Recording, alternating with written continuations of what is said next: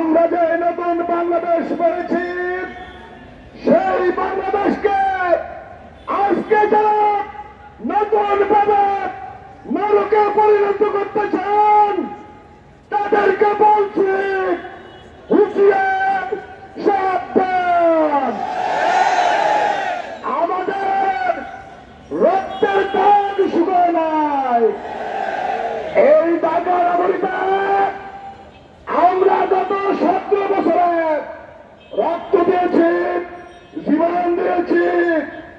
আমরা বলছি বাংলাদেশের ভবিষ্যৎ, জনগণের ভবিষ্যৎ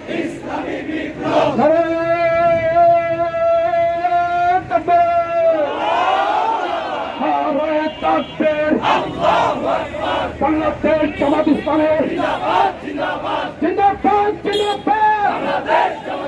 জামাত শিবির জনতা গড়ে তোলো একতা, চাঁদাবাজের কালো হাত সন্ত্রাসীদের কালো হাত, দখলবাজের কালো হাত। মিটফোর্ডে খুন কেন?